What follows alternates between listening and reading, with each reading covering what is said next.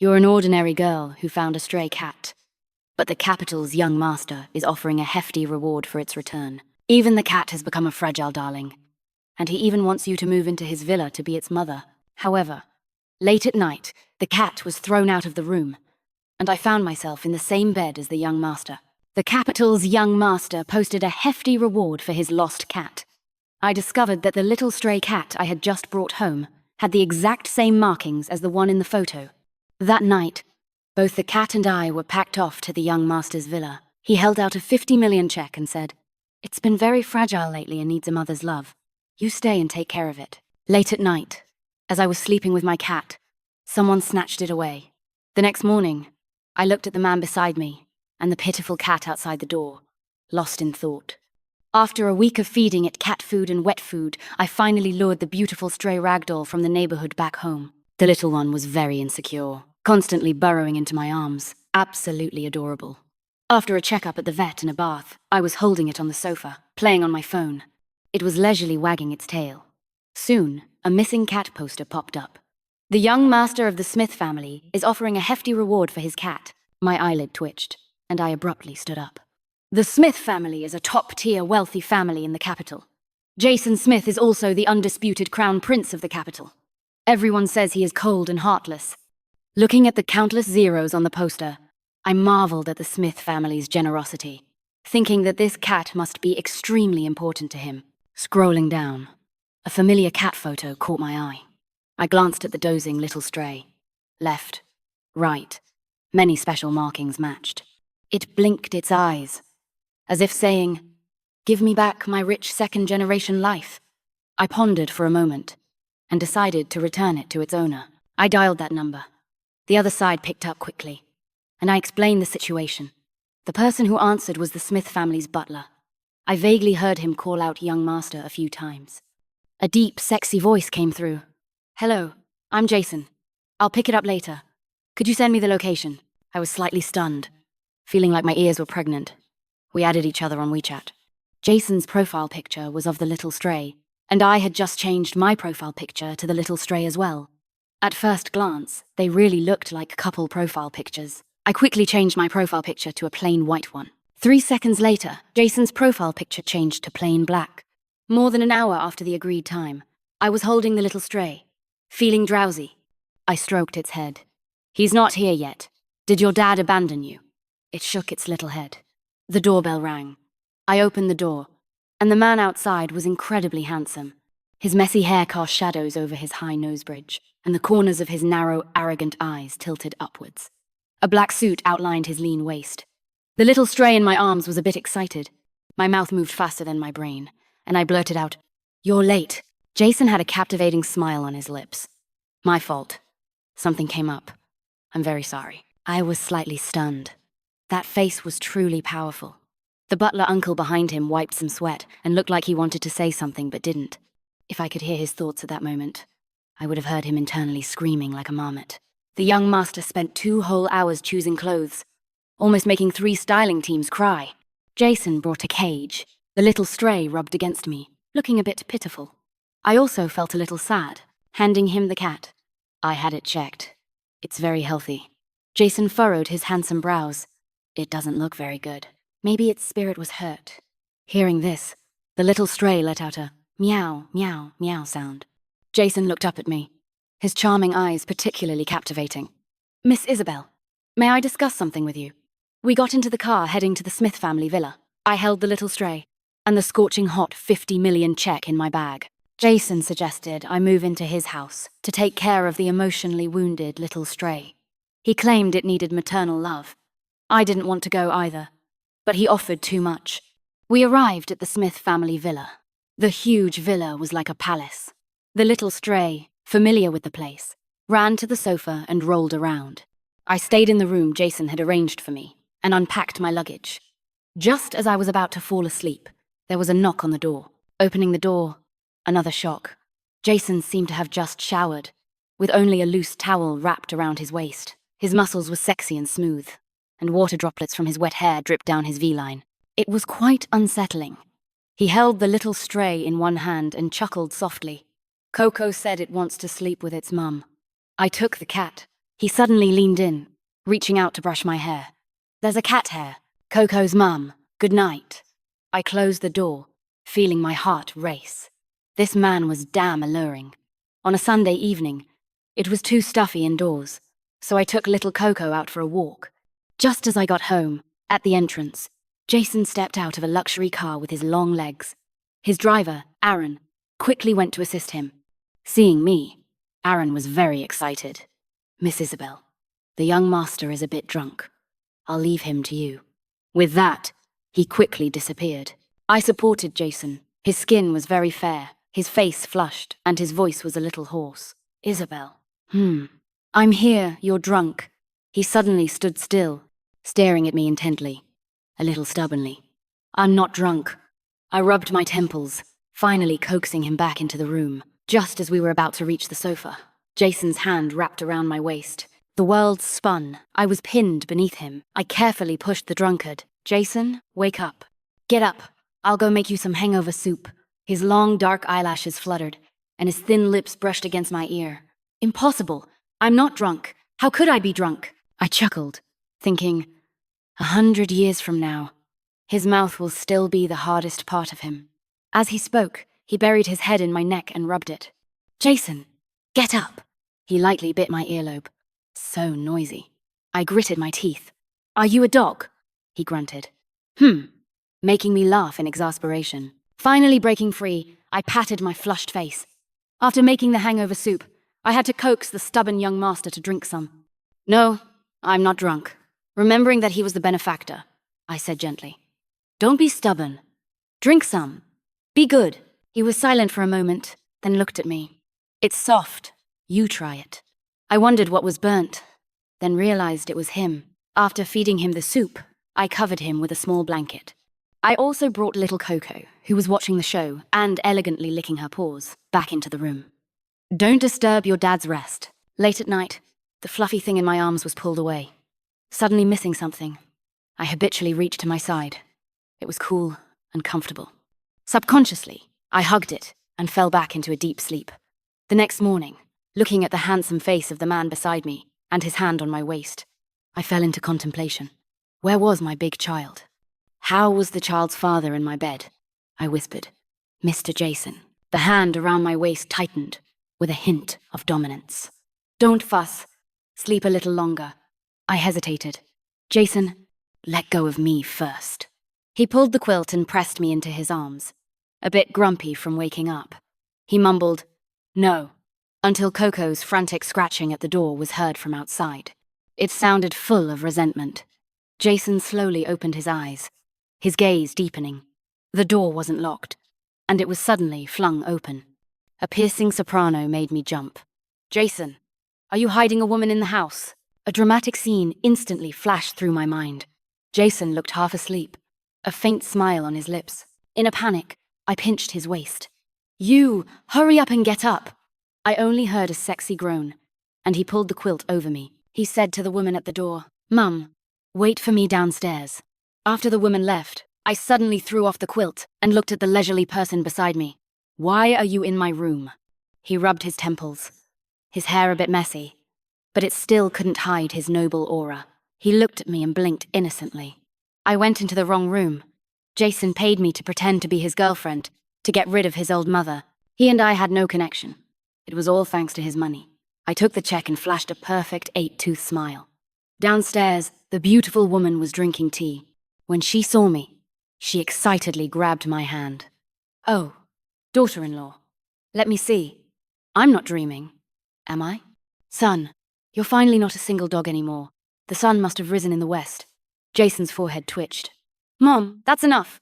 She's socially anxious. We finally managed to send his mother away. Before leaving, the beautiful woman winked. Next time, remember to lock the door. How nice. Young people just love excitement.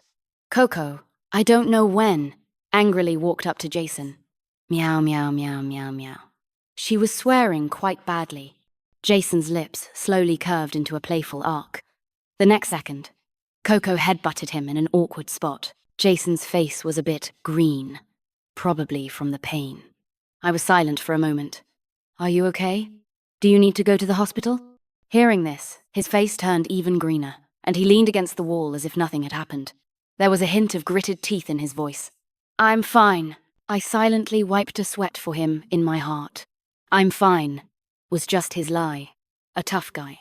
I watched as he was about to grab Coco. The little guy cleverly hid behind me, wagging its tail proudly. Jason had a dangerous smile on his face. "Belle, move aside. I'm a bit bored right now, so I can just beat the child to relieve some boredom." I patted Coco's butt and told it to run. "It's just a little kitten. What could it possibly have done wrong?" I spent a busy day at the studio. By the time I returned to the villa, night had already fallen. The villa was empty, and I called out for Jason and Coco. A cat's meow from upstairs caught my attention. Following the meow, I arrived at the outdoor pool. Jason was in the pool. "Jason, have you seen Coco?" He approached the edge of the pool, casually raking his wet hair back from his forehead, a hint of something dark and unclear flashing in his eyes. "You haven't been back all day, only looking for the cat, not me." Before I could even speak, he said in a deep voice, "It misses you very much. So do I." Under the dim light, the water in the pool shimmered. Sure enough, those peach blossom eyes looked affectionate, even at a dog.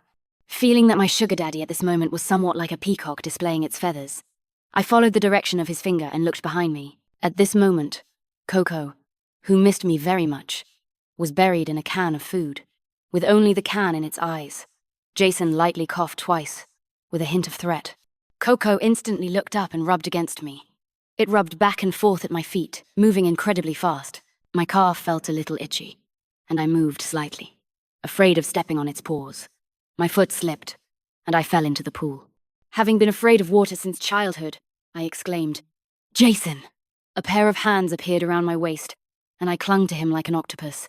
He chuckled. "Don't be afraid, I'm here. Coco's caused trouble again. I'll deal with her for you in a bit."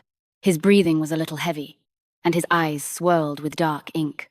"Belle, you're clinging to me so tightly. How can I carry you up?"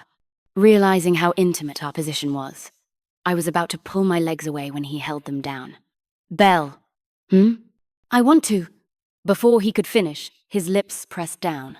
That night, I tossed and turned in the big bed.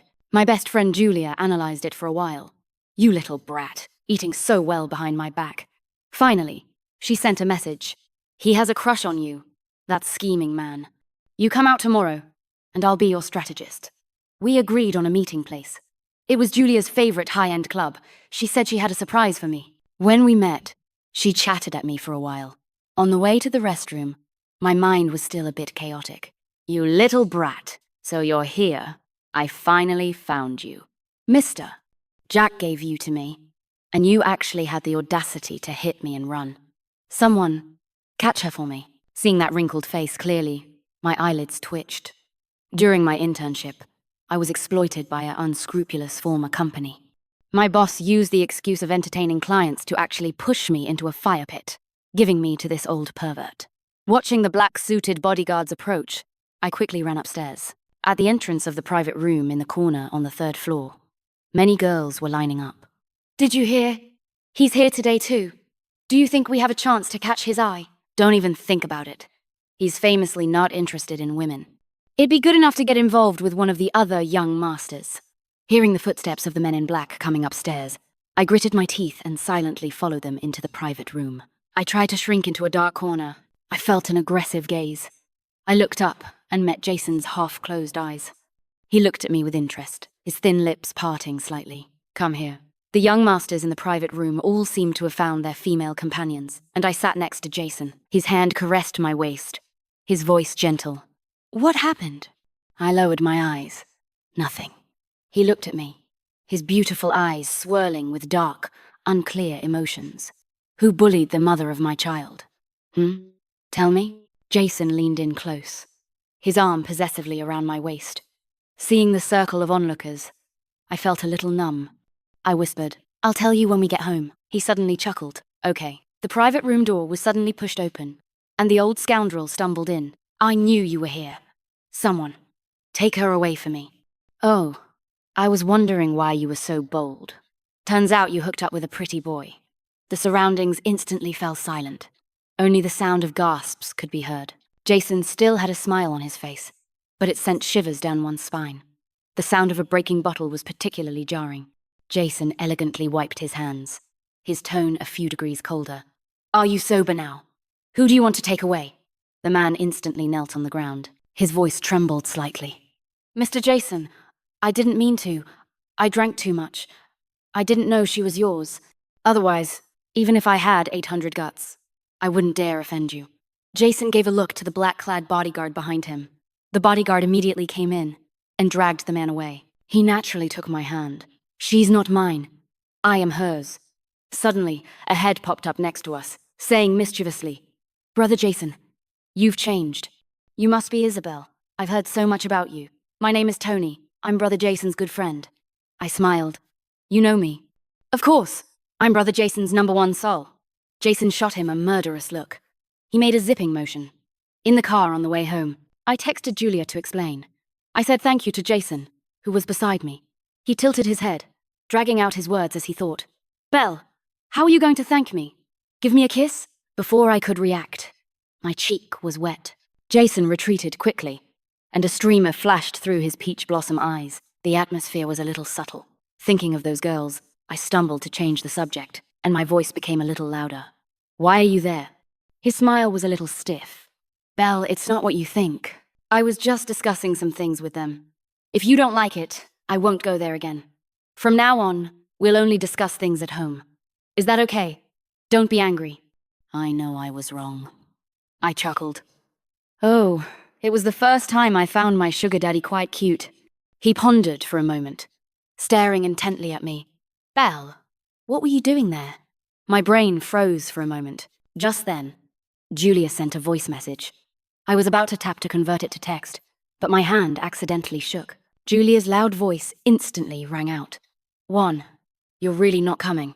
I've found several young handsome puppies for you here. Come on, come on. You guys quickly greet her. Hello, Sister Belle, pretty sister, come and play. They're all the puppy types you like. Don't regret it if you don't come. I fumbled to turn off my phone. Looking up, I met Jason's resentful gaze. He took my phone. With a cold face, he sent a voice message, enunciating each word. She has a dog. The air pressure in the car was a bit low, and the driver silently raised the partition. Jason closed his eyes, his dark eyelashes trembling slightly. I waved my hand in front of him. Are you angry? Suddenly, he grabbed my wrist. The corners of his eyes were a little red. I was slightly stunned. Did I make him cry? I subconsciously explained, I didn't know there were other people there. He snorted, a bit sarcastically. Really? You really don't want to see young and handsome puppies? I curved my lips. You're the best looking. All the way to the doorstep, Jason's lips maintained a perfectly curved smile. If he had a tail, it would be wagging to the sky. In the villa, the servants had already left. Only Coco was lying on the sofa watching TV. It had its own remote control button. As soon as the door opened, there was a strange smell. Several spots of cat urine on the floor. Jason and I exchanged glances. Shouldn't it be Spade? Coco, having done something bad, felt very guilty and quickly ran upstairs. I hurried to catch it. When I reached the last step of the stairs, I didn't notice the cat urine on them. My foot slipped. I successfully used Jason, who was in front of me, as a human cushion. I was dazed from the fall. I looked at Jason beneath me. Are you okay? He pursed his lips slightly. His voice, nonchalant. I'm fine. Sensing something was off, I tried to get up, but he held my waist tightly. Get up, quickly. Your belt is digging into me. Jason's face was a bit unnatural. Belle, I'm not wearing a belt. After realizing what happened, my old face flushed. Let me get up first. Before I finished speaking, I felt a slap on my butt. His voice was exceptionally hoarse. If you move again, you'll have to bear the consequences. I was very obedient. But I couldn't lose my verbal momentum. Jason, you bastard. He chuckled. That sounds really nice. Damn it, he enjoyed that.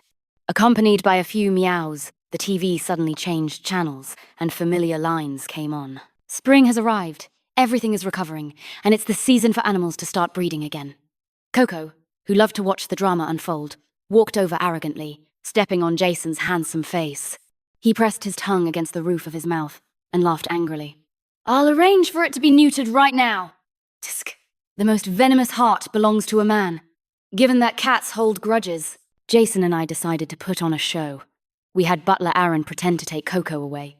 After eating the last lychee, Jason and I got up to pick up the cat. At the pet hospital, we saw Coco on the operating table, with its tongue hanging out. I pinched myself. Oh, who did this to my baby? My heart aches so much. Jason was originally gloating, mocking Coco as a little eunuch cat. Once inside, he immediately put away his smile and said seriously, "Daddy will avenge you." He was wearing a face-changing mask. Since then, whenever Coco saw Uncle Aaron, it would unleash its crazy revenge. So, a world where only I am hurt has been achieved. Coco was in low spirits when she got home. She curled up in her room, contemplating her cat life. Jason and I came out of Coco's cat room. All the lights in the villa suddenly went out. A little panicked, Jason took my hand and whispered, "The power system has been destroyed." Footsteps came from the doorway. They were a bit chaotic, clearly indicating unwelcome visitors. Damn it. The Smith family's security is really tough to deal with. Find Jason quickly. That damn Jason. He deserves to die. Search. Don't miss any place. In the darkness. He reached out and covered my mouth. He quietly led me to an inner room. In the cramped space of the closet, I could hear his heartbeat, calm and reassuring. A low voice came from above my head. "Belle, are you scared?" I nodded. Those people dared to break into the Smith family villa. They were probably desperate outlaws. He gently stroked my hair. "I'm sorry. I got you into trouble this time. Don't be afraid. You can always trust me." I suddenly looked up, my lips brushing against his chin. In the darkness, I couldn't see his emotions clearly. This man was usually incredibly lazy, but when he pressed close, he felt exceptionally dangerous. "What if I want to kiss you?" I cursed this pervert. What time was it? And his head was full of dirty thoughts. The door was suddenly kicked open with a loud bang. I nervously clutched the front of his shirt. As the closet door opened, a familiar face appeared. Oh dear, I'm so sorry. I came at the wrong time and interrupted your kissing. Brother Jason, they're all caught." Jason expressionlessly patted his shoulder. Tony winced. Men with unfulfilled desires are truly terrifying. These people were the executioners of the underground exchange. In Jason's words, as a good citizen, he couldn't stand their illegal and criminal activities. So he reported them. These people, with no other options, sought revenge, and were all caught in one fell swoop. I blinked and looked at Jason by the bed. "Aren't you still busy?" I was still a little scared. "I'm fine. I can let Coco sleep with me."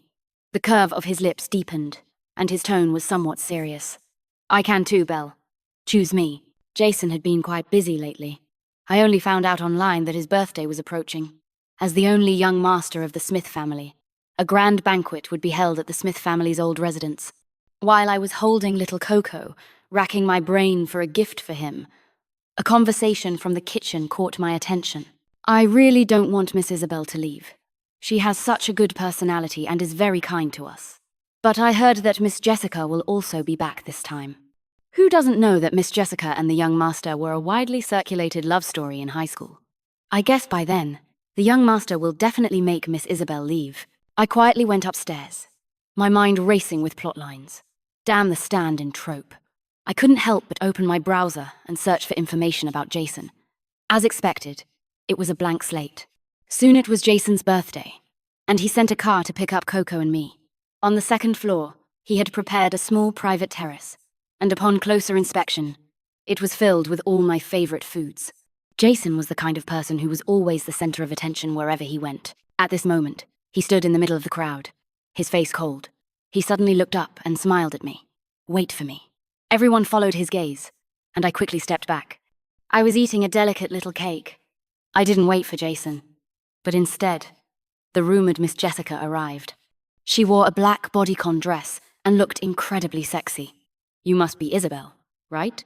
Jessica naturally sat down next to me. She picked up a small cake from the table. "I know you. You're very beautiful." As she said this, she reached out and twirled a strand of my hair. The atmosphere became a bit strange. "Miss Jessica, is there something you need?" She seemed a little excited. I'm thinking, if I kidnap you, the expression on Jason's deadpan face would be quite astonishing." A chilling voice echoed softly. "Jessica, Do you want to die? Jason rescued my hair from her clutches. He put his arm around my waist. She's mine, you crazy woman, get away! I poked him. How can you talk to a girl like that? Jason looked a little wronged and whispered, She's not a good person. Belle wants to speak up for her. I shook my head. From the first moment I saw her, the way she looked at me was like looking at prey. So I concluded that Jessica must be a lesbian. Jessica rolled her eyes. Heh, you little green tea? She winked at me. Baby, don't let him fool you. Then she walked away gracefully. I pulled the gloomy-faced Jason and smoothed his hair. All right, all right. Jason held my hand and covered his chest. She called you baby, and I never even did. Back at the villa, I came down from the second floor with my suitcase. A slightly tipsy Jason was bullying Coco on the floor.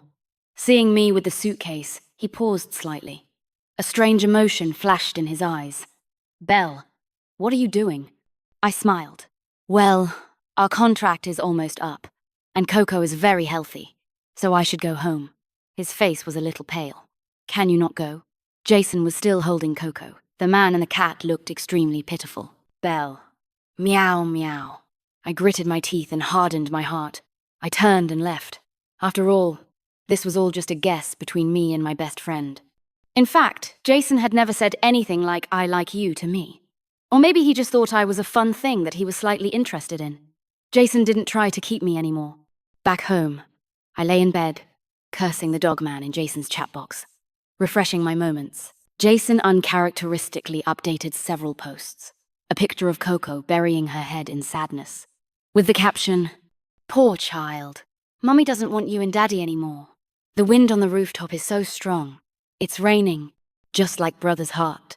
How can someone who has been protected by a lion fall for a hound? I twitched the corner of my mouth and turned off my phone. Meanwhile, at the Smith family's winery, Jason's face was a little grim as he looked at the people next to him. Are you sure this will work? Tony chuckled. Don't worry, Jason. It'll definitely work. A moment later, Jason stared at the red exclamation mark on his phone screen. He looked up at Tony and spoke slowly, exceptionally coldly. You should be in a grave, not here. In the morning, I had just woken up. Cat meows came from outside the window.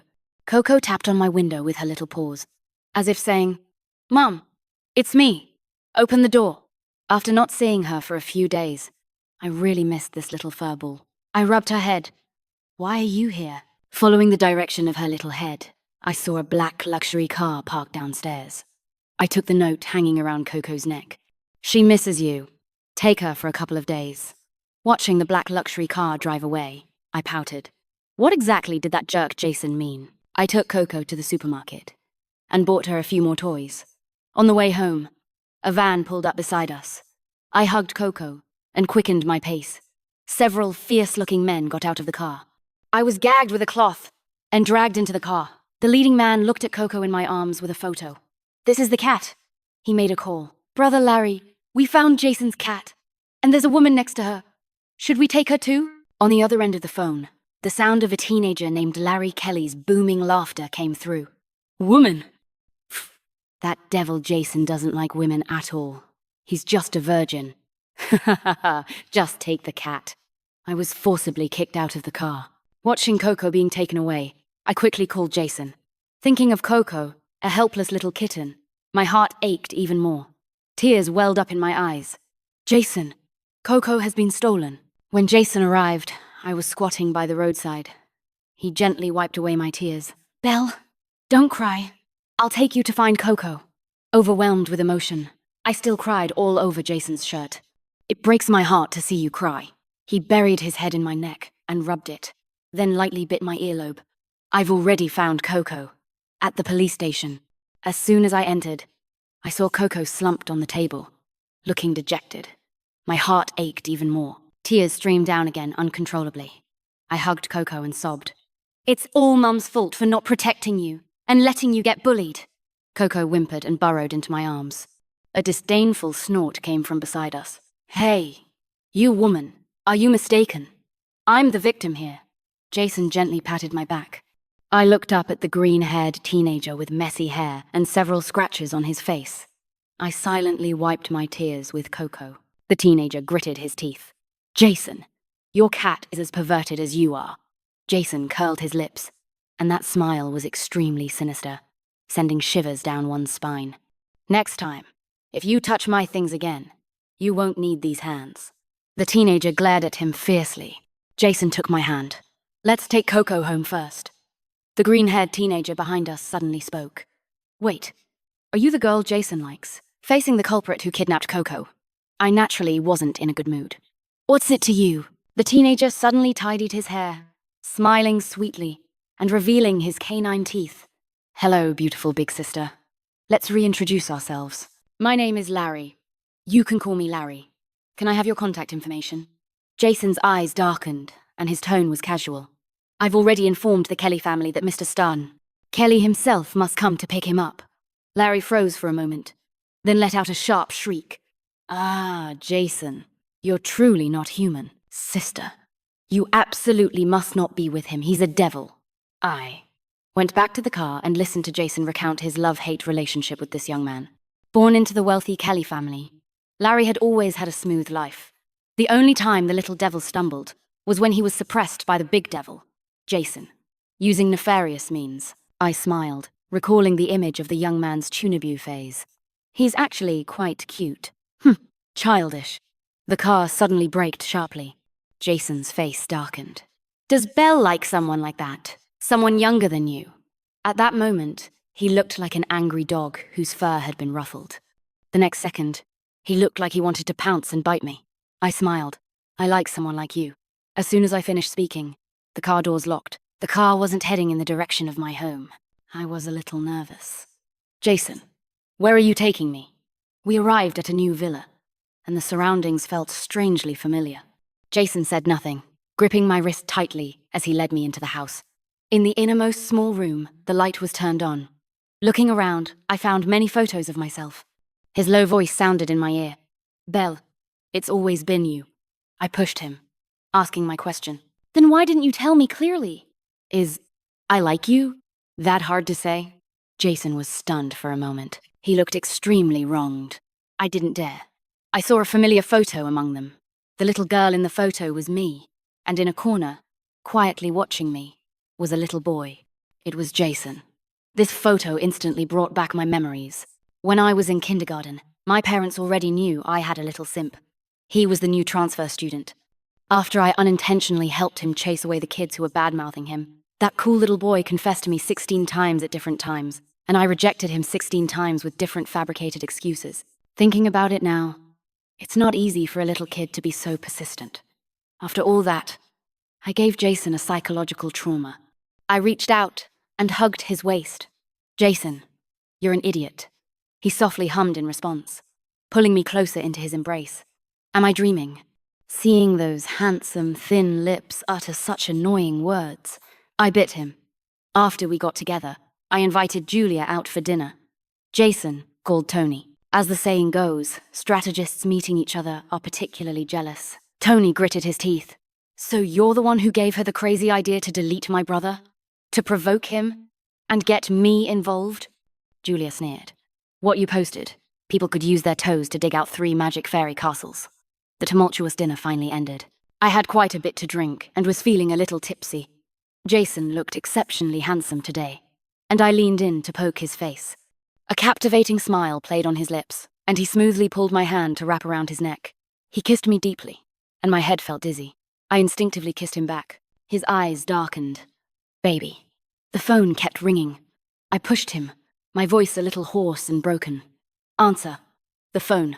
He decisively pressed the power-off button. He leaned into my ear. Never mind. Let's continue.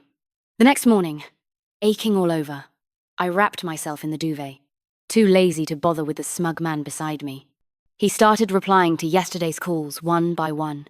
His tone was incredibly annoying. Yeah, I was busy last night. With my wife. You weren't home that late. Don't you have a wife?